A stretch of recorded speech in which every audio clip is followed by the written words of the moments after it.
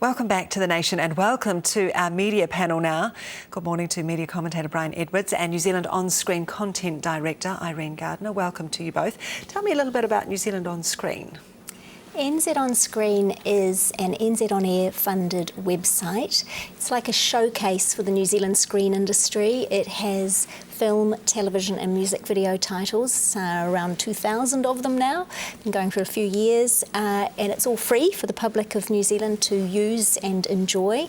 And I am very lucky that in my other life outside of media commentating and producing, I get to be content director for NZ On Screen. Can I just be clear about that? It's not on television, is it? It's on your computer? Online. Online.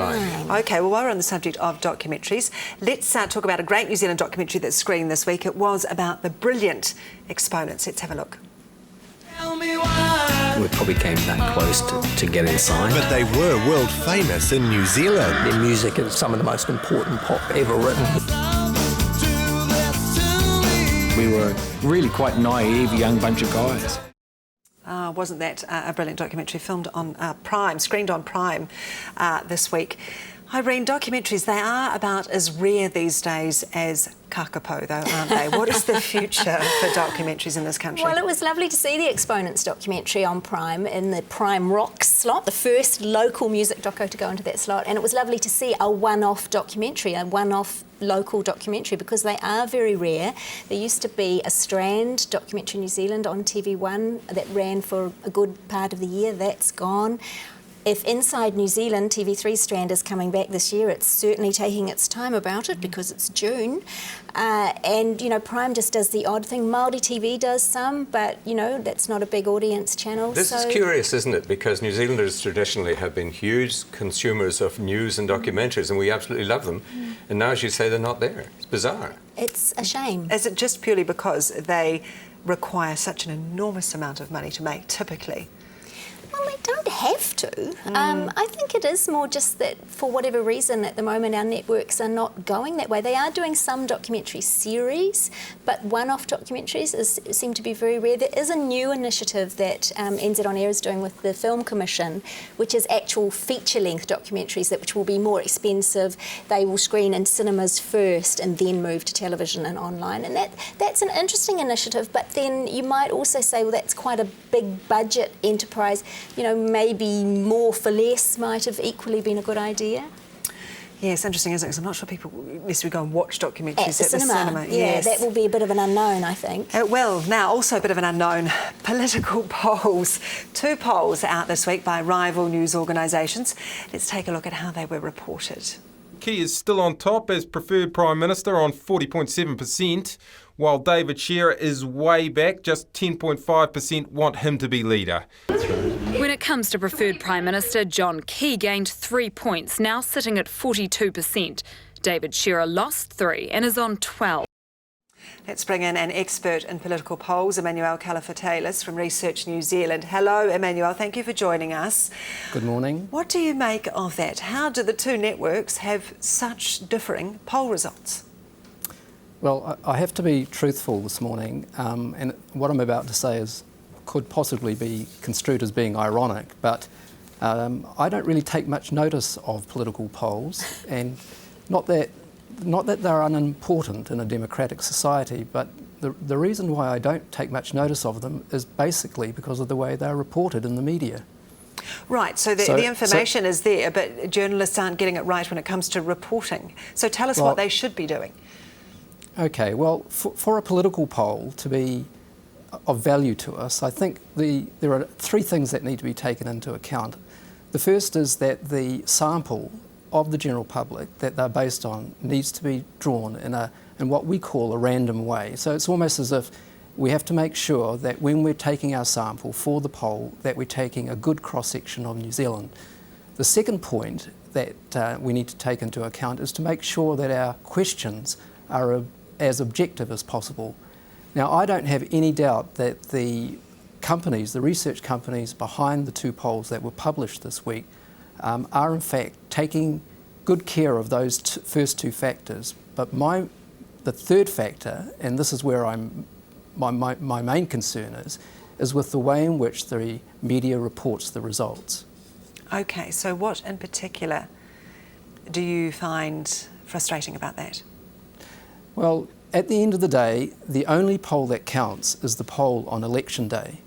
So, that's the first point I'd like to make. The second point I'd like to make is that political polls, as they're currently undertaken in New Zealand, are spot measures. In other words, they are taken at a fixed point in time. As we know, in politics, anything can change, or a lot can change in 24 hours. So the results of a poll taken at a fixed point can be susceptible to those sorts of events. So what's really important here is that when the media reports on a poll, that they do so in the context of the other polls that have been taken in, say, previous weeks and in previous months. So what I'm saying here to you is that the trend is the most important thing here, rather than the result for a particular poll. I actually think that a number of New Zealanders do understand that, actually, Emanuel, and that is the case. And I'm not really defending polls here particularly, but when you get to the poll that you say really matters, I think the record shows in New Zealand that the pollsters at general elections have got it pretty well right. Or am I wrong about that? No, you are right, Brian, in that obviously the closer we get to election day, then voters will have in their own minds sorted out how they're going to vote.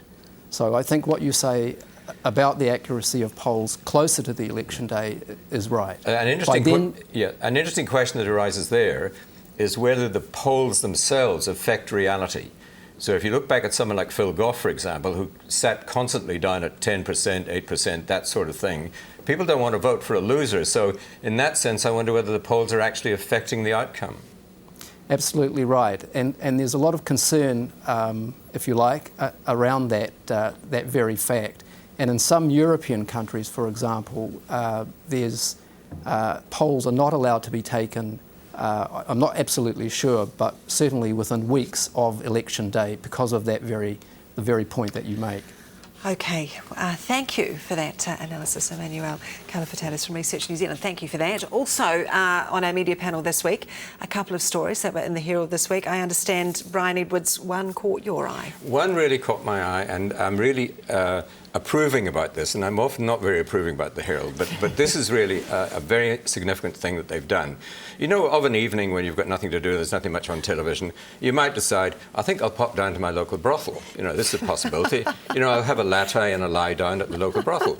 But the problem is you don't know where your local brothel is. Now, the Herald has fixed this for us, and it has actually published in the paper, this was last Wednesday, the names and addresses of, I think it's 50 brothels in Auckland. 25 licensed brothels. brothels. Sorry, you're quite right.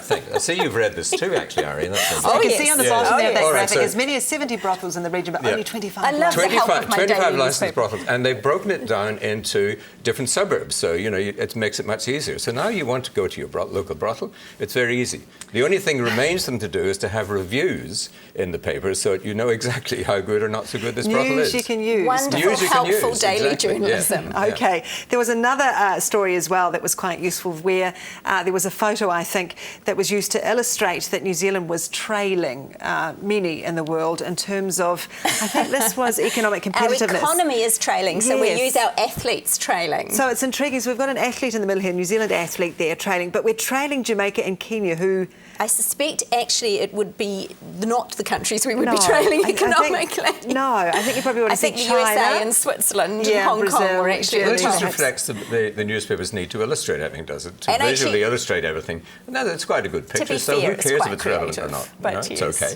But we thought it was kind of cute. Indeed, it is. All right, I think that's all this morning, but thank you both, Brian Edwards and Irene Gardiner. I appreciate your time this morning.